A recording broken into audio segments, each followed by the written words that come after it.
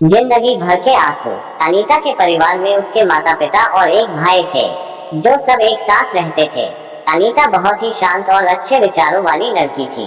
उसके पड़ोस में एक लड़का रहता था, दीपक। दीपक भी बहुत ही अच्छा लड़का था। दीपक के माता पिता किराए के घर में रहते थे। अनीता को दीपक पसंद था और मन ही मन प्यार भी करती थी।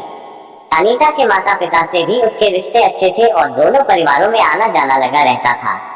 दीपक के माता पिता भी अनीता को पसंद करते थे।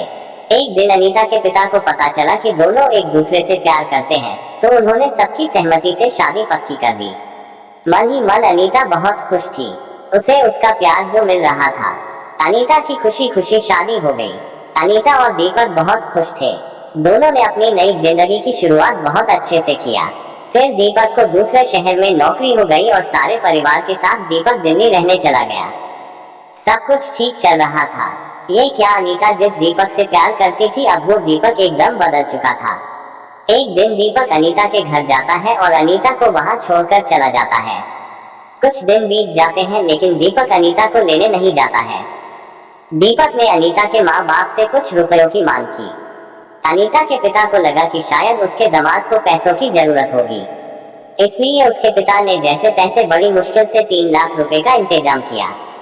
फिर दीपक अनीता को साथ ले गया, लेकिन धीरे धीरे हालात बिगड़ने लगा।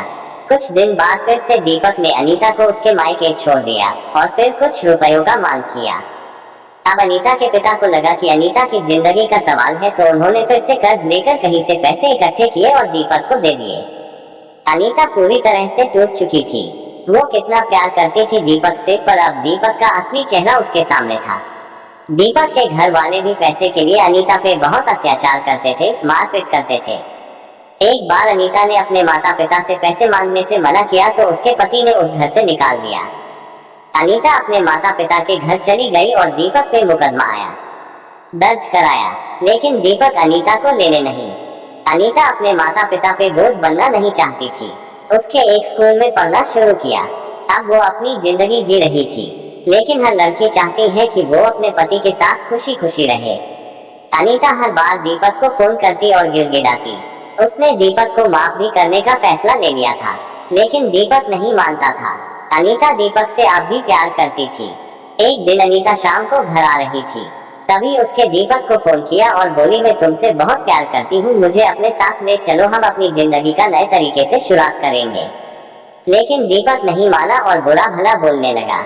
उस दिन अनीता को बहुत ठेस लगा। उसने कहा, मैं मर जाऊंगी, लेकिन फिर भी दीपक नहीं माना और अनीता अंदर से इतनी टूट गई थी कि अब उसके पास हिम्मत नहीं बची थी। वो जीना नहीं चाहती थी। उसे लगा वो अपने माता पिता पे बोझ बनकर नहीं जिएगी। इस जिंदगी से तो मर जाना बेहतर है। और अनीता ने खुदकुशी कर ली। इसमें अनीता की क्या गलती थी और उसके माँ बाप जो कि अपने बच्चे के आने का राह देख रहे थे। लेकिन अब अनीता लौटकर नहीं आने वाली थी।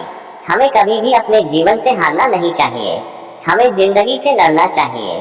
कहते हैं ना, जिंदगी तो लड़कर ही जी जाती है, जो हार गया वो मर गया। अगर दीपक उस दिन मान जाता तो अनीता आज बच जाती।